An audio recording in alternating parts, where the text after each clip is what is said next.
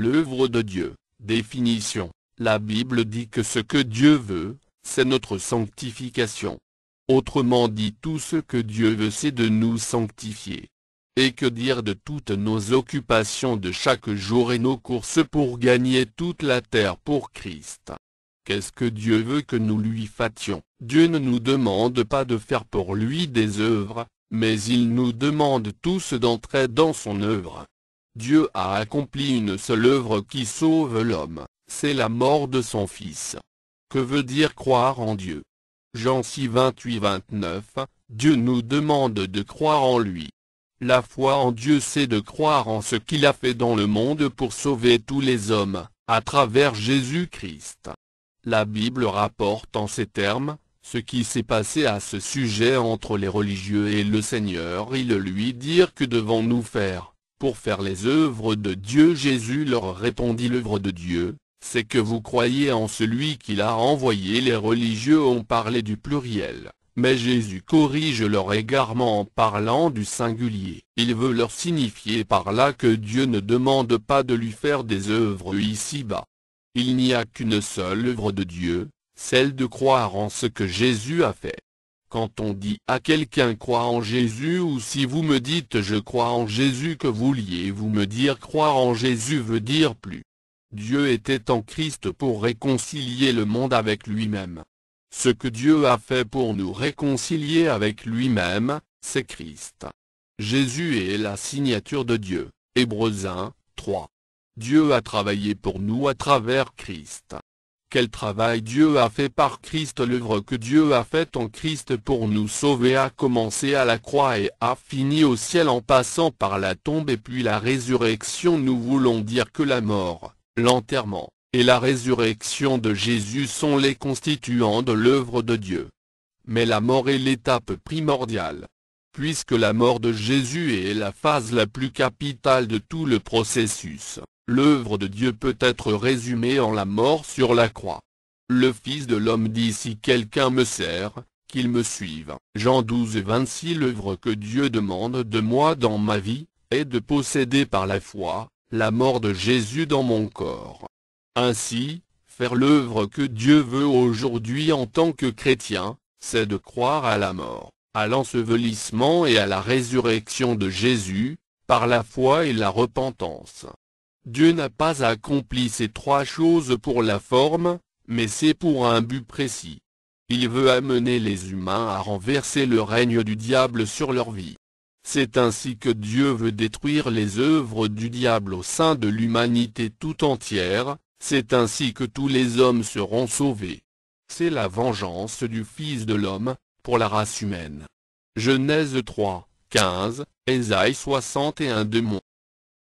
Le processus de la qualification pour faire l'œuvre de Dieu. Tout juste après le baptême, il y eut une voix intérieure qui demanda à Jésus de se rendre au désert pour être tenté par le diable. Jésus savait discerner. Il connaissait la voix de Dieu et celle de Satan. Il avait passé 30 années pour bien étudier ces choses. Jésus, sûr de cette voix comme venant de son Père, obéit et s'en alla. Les tests, ou épreuves, divins. La souffrance. Ceux qui veulent avoir le pouvoir de devenir enfants de Dieu doivent comprendre qu'il n'y a pas un autre chemin si ce n'est de suivre Jésus-Christ dans sa mort, dans son enterrement et dans sa résurrection. En imitant simplement Jésus par la foi, vous prouvez à Dieu que vous l'aimez de tout votre cœur. C'est alors que vous allez être sûrement en train de le servir en esprit et en vérité. Il n'y a pas d'œuvre de Dieu sans la souffrance et la mort par la foi. La mort par la foi contient toujours la souffrance. Pour rester mort pour Christ, il faut accepter souffrir. Jésus s'exclama en ces termes: à cause du cœur de l'homme, ô homme sans intelligence, et dont le cœur est lent à croire tout ce qu'ont dit les prophètes, ne fallait-il pas que le Christ souffrit ces choses, et qu'il entrât dans sa gloire? Ce n'est pas le Sauveur seul qui doit souffrir. Il a souffert pour servir d'exemple. Les apôtres croyaient qu'ils doivent aussi participer à l'œuvre de la croix, dans leur propre corps, afin de sauver les autres qui ne sont pas encore informés de la de la nécessité de la croix. Ils croyaient que le témoignage de leur vie de la croix est le salut et la gloire des nouveaux convertis. Ils croyaient enfin que sans la croix il n'y a pas de couronne avec Christ. Jésus a souffert afin de nous tracer le chemin du salut. Et qui, après avoir été élevé à la perfection, est devenu pour tous ceux qui lui obéissent l'auteur d'un salut éternel. Hébreux 5:9.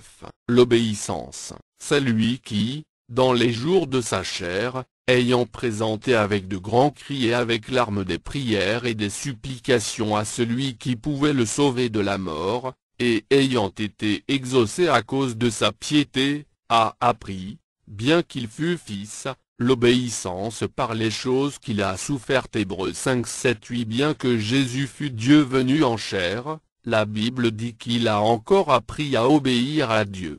Quand il partit dans le désert conduit par l'Esprit de Dieu, plusieurs jours se succédèrent, son père n'a plus rien dit, et il n'y avait rien à manger là-bas.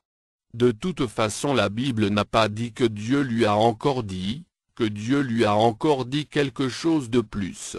Jésus était donc là et des dizaines de jours passaient. Finalement il eut faim. Toujours Dieu ne disait rien. Au bout du 40e jour et de la 40e nuit, une voix se fait entendre. Cette voix semble dire de bonnes choses. La voix doucereuse disait des choses qui répondaient tout juste aux problèmes que Jésus traversait à cause de la chair humaine dans laquelle il est. La voix semble lancer un défi ou rappeler au Christ ce qu'il aurait oublié de faire, semble-t-il. La voix que Jésus a entendue était aussi d'une autorité très caractéristique. Elle semblait faire des rappels sur les talents et les dons naturels et surnaturels que Jésus avait et qu'il aurait oublié d'utiliser pour résoudre son problème. C'est une voix qui rappelle ce que la chair peut faire sans Dieu. Or, en venant dans ce monde, Jésus n'avait qu'un seul but: vaincre le mal et régner sur tout, y compris Satan. Satan le savait aussi et cherchait depuis à le tuer ou à le vaincre par la mort spirituelle. Le tuer avant le temps était interdit par Dieu. Chercher par tous les moyens à tuer Jésus, physiquement, était le signe de l'aveuglement de Satan. Cet aveuglement vient de sa colère contre le Christ et la piété. Celui qui se met en colère devient aveugle. Il a commis une erreur très grave en incluant la mort physique de Jésus-Christ dans ses armes.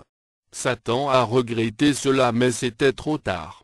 1 Corinthiens 2:8. Ayant donc échoué dans la chair avec Hérode et les autres agents, le diable a passé par la mort en esprit, dans le désert.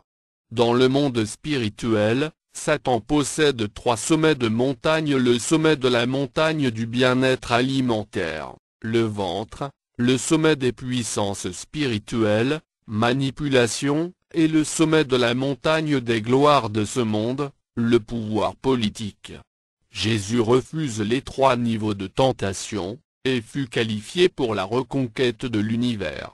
Après cette victoire du désert, Dieu propose à Jésus de devenir son témoin et de parler du salut des âmes en son nom. Dieu cherche toujours un homme jusqu'aujourd'hui. Il cherche quelqu'un qui va marcher en son nom contre le mal. Ésaïe 6:8, Jérémie 33:3. La plupart des temps, il ne trouve pas exactement ce qu'il veut. Alors il prend quelqu'un parmi les inconscients. Progressivement le nouveau appelé prend conscience et se repent et entre dans le processus de sanctification. Les prophètes de l'Ancien Testament, quels qu'ils soient, ont été comme des voleurs et des brigands. Au lieu de suivre les étapes requises, ils ont atteint le sommet sans passer par le fondement de la vie. C'est la raison pour laquelle les brebis ne les ont pas écoutés. C'est à cause de cela que le peuple d'Israël qui était destiné à être à leur bergerie ne fut pas sauvé. Jésus leur dit encore: en vérité, je vous le dis, je suis la porte des brebis. Tous ceux qui sont venus avant moi sont des voleurs et des brigands, mais les brebis ne les ont point écoutés. Jean 17:8. Cependant Dieu ne les a pas condamnés à cause de cette faute qu'ils ont tous commise. Vous allez me demander pourquoi Dieu ne les a-t-il pas condamnés. La réponse est ce que dit la Bible. Le Saint-Esprit montrait par là que le chemin du lieu très saint n'était pas encore ouvert, tant que le premier tabernacle subsistait. Hébreux 9, 8. Eh bien, parce qu'avant la mort de Jésus sur la croix, Dieu ne pouvait sauver personne. Même Jésus ne pouvait sauver personne, même Lazare son ami. Pour que Lazare soit sauvé de ses péchés, il fallait avoir le sang du juste versé. Dieu nous étonne-t-il en déclarant que tous ceux qui sont nés de femmes et qui sont morts sans avoir passé par la porte, sont inférieurs à Jean Baptiseur. La porte est là, bien entendu, c'est l'œuvre accomplie par Dieu lui-même en Christ notre Seigneur. Quelle est la différence qui existe entre nos églises et celles de l'Ancien Testament dont nous parlons? Jésus répond à cette question en disant qu'est le plus petit dans le royaume de Dieu, celui qui a passé par la porte, est plus grand que Jean Baptiseur. Le plus petit parmi les croyants d'aujourd'hui qui a reçu la mort de Jésus et qui a été baptisé en son nom par la foi et la repentance, est plus grand que le leader de l'Ancien Testament. Ô Dieu, tu es le seul sage. Matthieu 11:11. Nous avons souvent entendu les chrétiens demander à Dieu dans leurs prières l'onction d'Élie. L'ignorance tue. Tous ces leaders ne purent pas atteindre la perfection sans nous. C'est nous qui avons les meilleures promesses de Dieu pourvu que nous comprenions bien les Écritures saintes. Dieu ayant vu quelque chose de meilleur pour nous, afin qu'il ne parvinsse pas sans nous à la perfection. Hébreux 11:40. L'œuvre de Dieu sans le sang de Jésus-Christ. Il n'y a pas d'œuvre de Dieu sans la mort, l'ensevelissement et la résurrection. Même s'il était diffus dans l'Ancien Testament, ce principe était de mise. C'est la raison pour laquelle même à leur temps, les appelés de l'Ancienne Alliance ont tous en cherché avec ardeur le chemin de Dieu avec les moyens de bord. Certains parvinrent à être élus malgré tout, mais la Bible dit que le chemin n'était pas ouvert. Mais pourquoi Dieu les y avait-il lancés puisque Jésus n'était pas encore mort? Sur le plan physique et pratique, l'effet qui est la rédemption, s'est produit dans l'Ancien Testament mais pas en totalité. Cela n'est pas sans importance. Dieu a voulu que par leur tâtonnement, aujourd'hui nous qui avons les meilleures promesses nous comprenions, par la foi ce que c'est que l'adoration. À partir de notre foi, nous avons la capacité par le Saint-Esprit qui est en nous, de saisir les réalités spirituelles de l'adoration du grand Dieu. Leur adoration qui était basée sur les vues, deviennent des schémas vivants dans notre esprit à partir desquels notre esprit comprendra le monde spirituel. 2 Corinthiens 3:18 Jean 5:39, nous n'allons citer que quelques-uns seulement des élus de Dieu. 1 Moïse et le peuple d'Israël. Moïse aussi parvint à l'élection. Il a conduit des milliers de vies dans cette voie grâce à la patience et au courage que donne la foi en Dieu. L'immolation de l'agneau de Pâques déclencha l'œuvre de Dieu dans la vie des Hébreux. Le tournage du film du salut de l'humanité vient de commencer. L'enjeu est de faire jouer des scènes qui prendront leur vrai sens quelques 1500 ans plus tard. C'est ce qu'on a appelé Ancien Testament. C'est la raison pour laquelle nous avons des scènes comme celle-ci. L'Éternel dit à Moïse et à Aaron dans le pays d'Égypte: ce mois-ci sera pour vous le premier des mois et il sera pour vous le premier des mois de l'année. Parlez à toute l'assemblée d'Israël, et dites: le 10e jour de ce mois, on prendra un agneau pour chaque famille, un agneau pour chaque maison. Exode 12 versets 1 à 3. Ils immolèrent l'agneau de Pâques. Ils entrèrent dans l'alliance avec Dieu, en entrant dans le chemin que Dieu a tracé pour le salut de l'humanité, la mort de Jésus. C'est là que se trouve le point de départ du chemin rédempteur. Et toute l'assemblée d'Israël l'immolera entre les deux soirs. On prendra de son sang, et on en mettra sur les deux poteaux, et sur le linteau de la porte des maisons, où on le mangera. Exode 12 6-7. Entre les deux soirs, il faut faire mourir la chair, avant qu'il ne soit trop tard. Pour certains, Ceux qui meurent avant le retour du Christ, la fin de leur vie terrestre, est aussi leur fin du monde. Mais pour d'autres, la Bible dit que nous ne mourrons pas tous quand la trompette sonnera, ce sera vraiment la fin du monde, et, surtout celle de l'évangélisation du monde. Si après ce temps de grâce, l'on se retrouve encore dans ses péchés, c'est vraiment trop tard. Si c'est au-delà des 2 soirs, que vous vous repentez, ce sera vraiment trop tard. Les Égyptiens, qui ne le firent pas, perdirent au milieu de la nuit leur premier-né. Mais, Israël, l'appelé,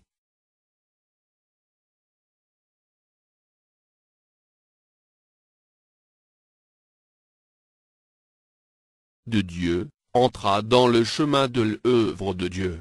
On prendra de son sang, et, on en mettra, sur les 2 poteaux, et sur le linteau de la porte des maisons où, on le mangera. Cette même nuit, on en mangera la chair, rôtie au feu, on la mangera, avec des pains sans levain, et des herbes amères. Exode 12:7. La mort en Christ, est amère mais son fruit est doux. Ceux qui veulent suivre Christ doivent le comprendre. Pierre a dit au Seigneur de ne pas accepter sa mort. L'immolation de la bête ne suffit pas, il faut brûler sa viande, la chair, au feu. La repentance ne suffit pas, il faut s'assurer vous-même que vous êtes bien mort. Dieu veut voir si vous êtes vraiment à lui. Il faut que l'on voie les marques de Jésus sur vous, dans votre comportement, dans votre vie de tous les jours. Vous n'en laisserez rien jusqu'au matin et, s'il en reste quelque chose le matin, vous le brûlerez au feu. Exode 12 dit la demi-repentance ne veut rien dire. Toute repentance doit aboutir à la mort de la chair. Les chrétiens d'aujourd'hui doivent revenir à l'évangile de Dieu. Sans la mort, l'ensevelissement et la résurrection, la repentance est vide. Quand vous le mangerez, vous aurez vos reins sains, vos souliers aux pieds, et votre bâton à la main et vous le mangerez à la hâte. C'est la Pâque de l'Éternel. Exode 12:11. Moïse et Israël entrèrent dans le chemin, la vérité et la vie en leur temps, selon la révélation qui leur a été accordée. Malgré la défectuosité des informations, ce temps qualifié de temps d'ignorance a encore beaucoup de choses à enseigner à notre génération dite génération adultère. Celui qui fait la Pâque doit être prêt à sortir de l'Égypte. On doit être non seulement informé mais aussi instruit sur l'enjeu de la sortie elle-même. On ne doit pas être profane sur les 2 pays. Après la Pâque, vient la sortie de l'esclave. On ne peut plus être esclave du péché, quand on n'est plus sous l'autorité du péché. Celui qui est sous l'autorité du péché, c'est lui seul qui est esclave du péché. Et si vous voulez être esclave du péché et être enfant de Dieu, ce n'est pas possible. Christ n'a pas reçu ce mandat. Il n'a pas reçu le pouvoir de son Père pour être ministre du péché. Christ est ministre de la justice. En vérité, je vous le dis, leur répliqua Jésus, quiconque se livre au péché est esclave du péché. Or, l'esclave ne demeure pas toujours dans la maison, le Fils y demeure toujours. Si donc le Fils vous affranchit, vous serez réellement libre. Jean 8 verset 35-36. Es-tu libre? Seuls ceux qui sont libres du péché sont fils de Dieu. En parlant de libre, Jésus ne veut pas dire ceux qui sont dingues ou ceux qui sont endurcis de cœur. Nous avons des pasteurs un peu partout qui forment des rebelles à l'évangile de Dieu. Des faux ministres de Dieu, qui passent leur temps à endurcir le cœur des gens, dans le péché, en leur promettant un ciel qui n'existe pas. Si vous êtes dans ce cas, sachez-le bien une fois pour toutes, on vous trompe. Votre doctrine est superficielle. Reins sains, vos souliers aux pieds, et votre bâton à la main. Cette description de l'attitude à adopter par celui qui entre dans cette alliance avec Dieu est partout dans le Nouveau Testament dans leur vrai sens. À nous de les découvrir et de les comprendre. Ils veulent dire qu'il faut sortir du monde et suivre le Seigneur pour avoir la vie sauve. sinon on va périr avec les pécheurs. Le départ pour l'œuvre de Dieu, c'est ce qu'entraîne la Pâque. Vous le mangerez à la hâte. C'est la Pâque de l'Éternel. Quand il y a Pâque dans la vie de quelqu'un, on le saura toujours. Le Seigneur dit c'est la Pâque de l'Éternel, comme pour nous dire aujourd'hui, si ce n'est pas ainsi fait, ce n'est pas ma Pâque. Se repentir petit à petit, abandonner ses péchés progressivement, ne sont pas du tout des stratégies fondées sur la parole de Dieu. On nous dit de le faire à la hâte. La Bible dit: frères, je ne veux pas que vous ignoriez que nos pères ont tous été sous la nuée, qu'ils ont tous passé au travers de la mer, qu'ils ont tous été baptisés en Moïse dans la nuée et dans la mer. 1 Corinthiens 10:1-2. La sortie de l'Égypte a entraîné une grande gloire.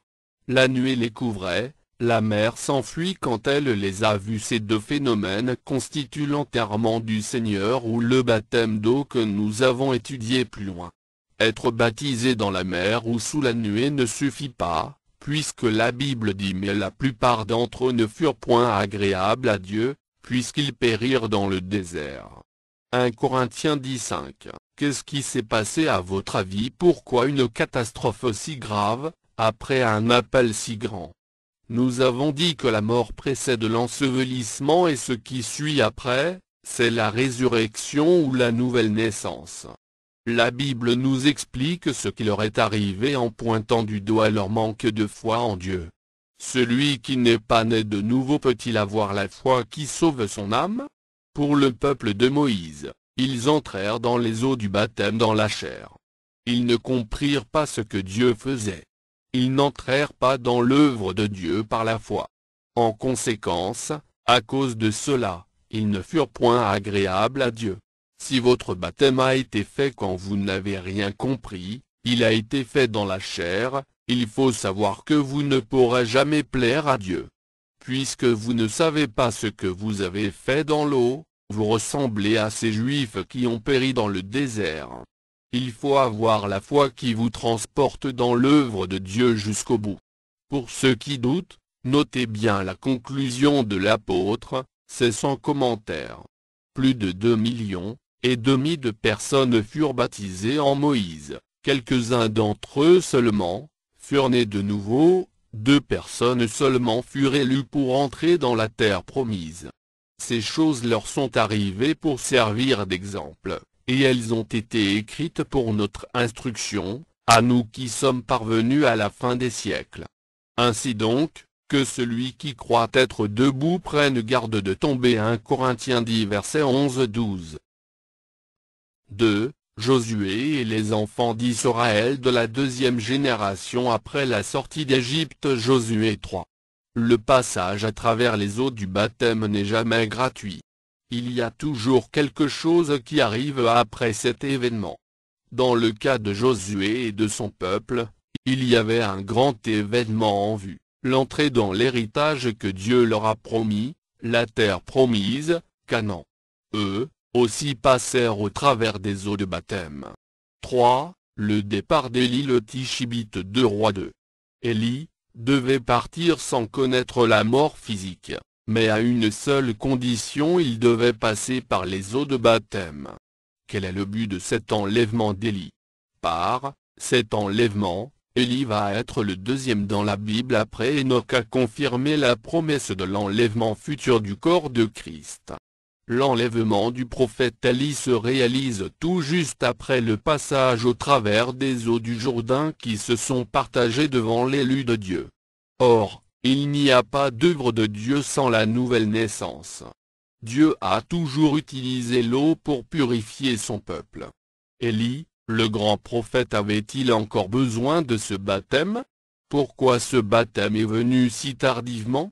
4. La formation d'Élisée. Nous ne savons pas exactement comment Dieu a formé Élie, mais nous pouvons nous faire une idée sur sa formation en regardant comment il a formé Élisée fils de Shaphat.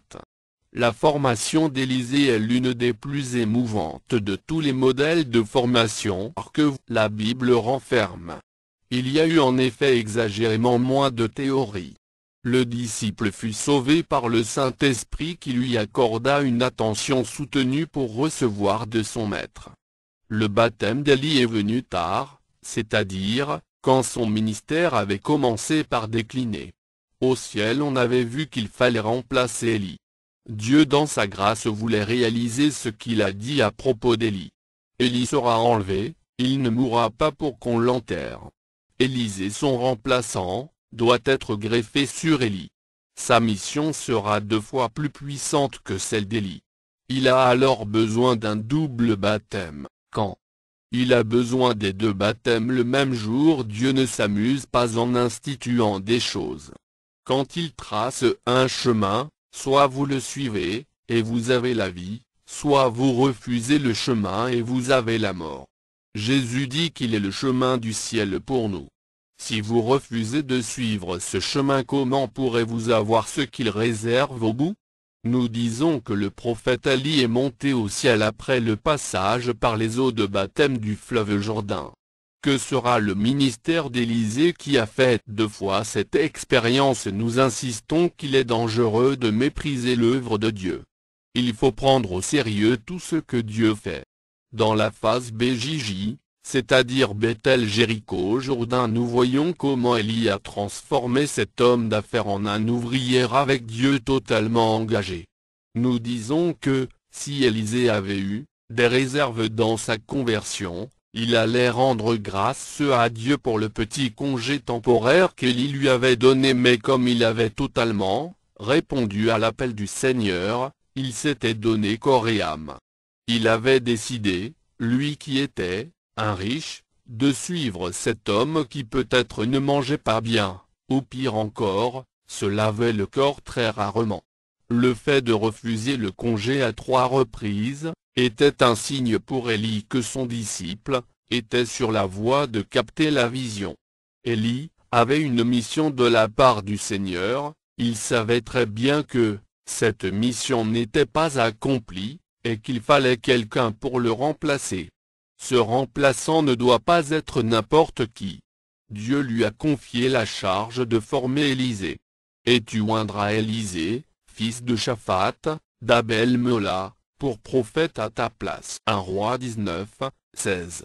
Élie n'a pas oint Élisée jusqu'à son enlèvement, mais pourtant, Dieu le lui avait demandé de le faire avant son enlèvement au ciel. Le manteau d'Élie dont nous avons toujours parlé, ou entendu parler comme si c'était une chose magique, n'était qu'un manteau, une peau brute de bête. D'ailleurs, si le manteau du prophète contenait une puissance, Élie ne serait plus un homme de Dieu. Le manteau d'Élie ne changea pas le frère, en un prophète quand on le déposa sur lui. Au contraire, ce manteau a donné beaucoup de soucis à Élisée. Pourquoi moi? Qu'est-ce que cela voudrait dire? C'était par là que commença l'appel de notre frère. Et finalement, il va tout quitter. Le même jour où il a reçu l'appel, après avoir sacrifié une paire de bœufs à Dieu dans le champ, il quitte tout pour suivre Élie.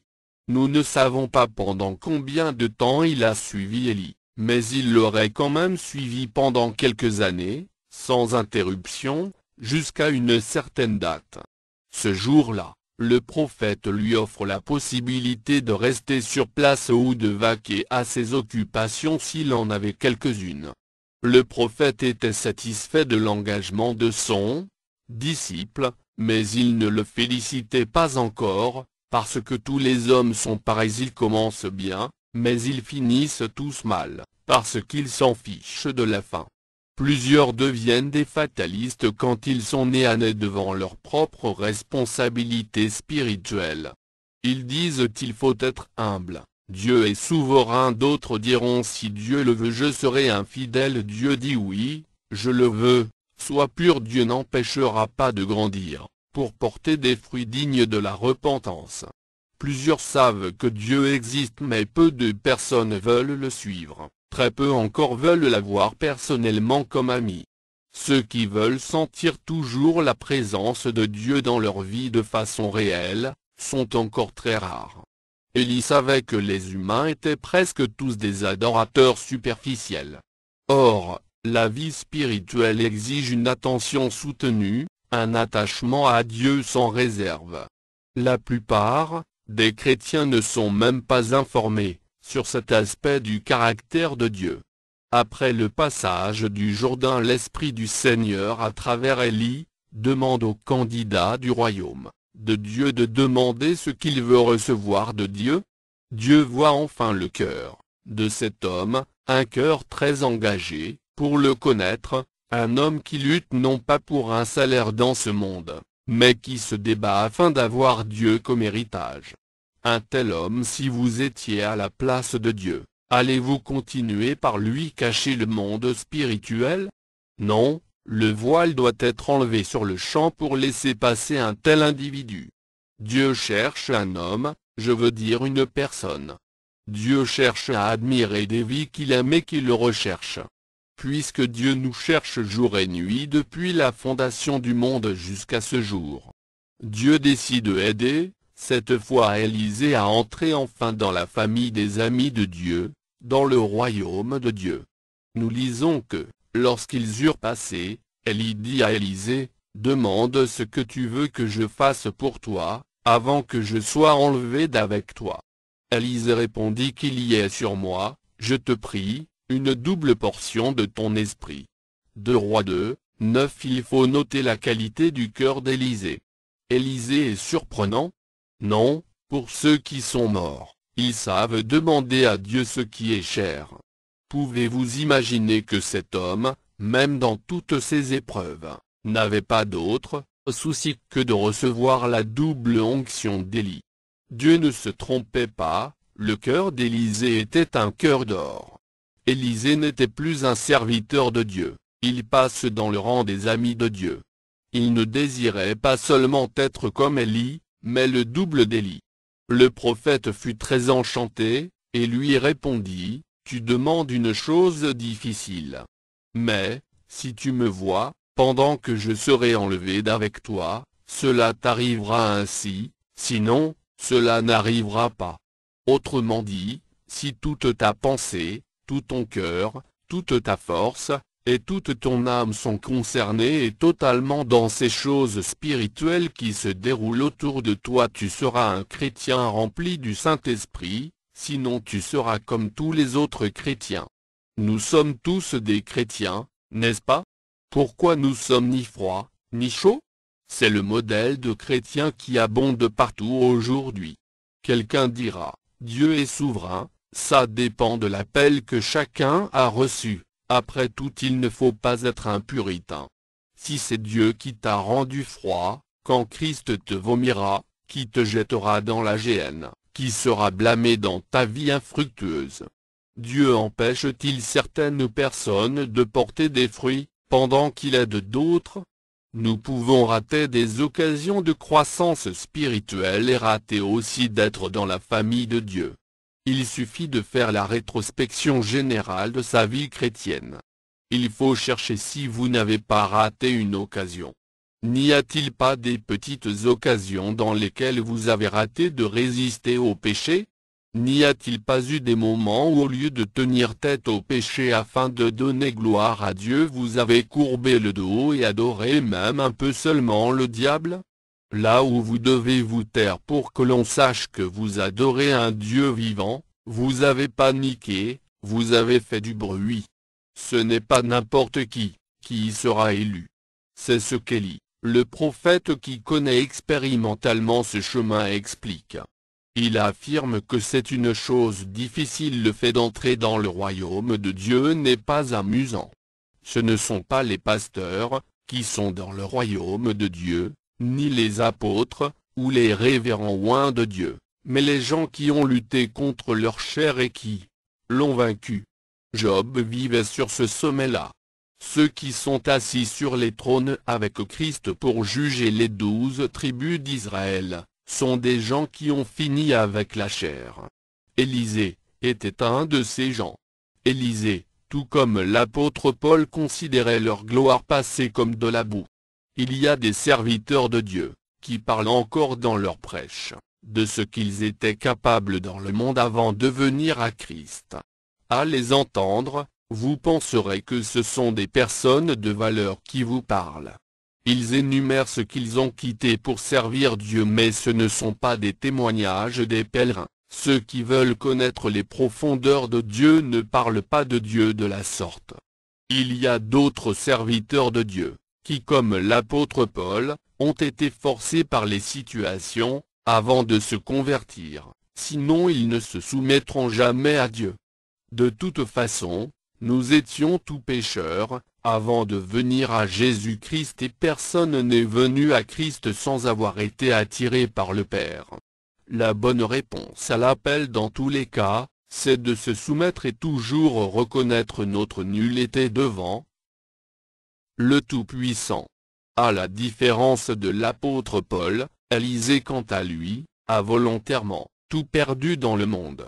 Il a volontairement tout quitté, pour n'avoir plus que Dieu comme sa ressource. À partir de la date de cette décision, il ne se souciait plus de ce que ses enfants et ses femmes vont devenir, ni même ses affaires, parce qu'il savait que, si Dieu lui adresse, à lui Élisée un tel appel, c'est ce que cela signifiait. Alors, il se confia à Dieu de tout son cœur. Puis, Dieu lui accorda la paix du cœur. À partir de là, il cherchait uniquement Dieu. Il le cherchait de tout son cœur, de toute sa force, il était prêt à encore tout perdre. C'est la raison pour laquelle il a encore plus de force pour risquer même sa vie, en insistant de suivre son maître, bien que cette fois, celui-ci l'avait averti de ne pas le suivre dans ses dernières épreuves. Mais comme il avait donné sa vie à Dieu, il ne voulait plus la retirer. Élisée n'aimait plus sa vie, jusqu'à craindre la mort. Il avait accepté le sacrifice complet de son être. Voilà comment il a eu la grâce de traverser le Jourdain à sec comme ses pères le firent avec Josué. La foi vient de ce qu'on entend, et ce qu'on entend vient de la parole de Christ.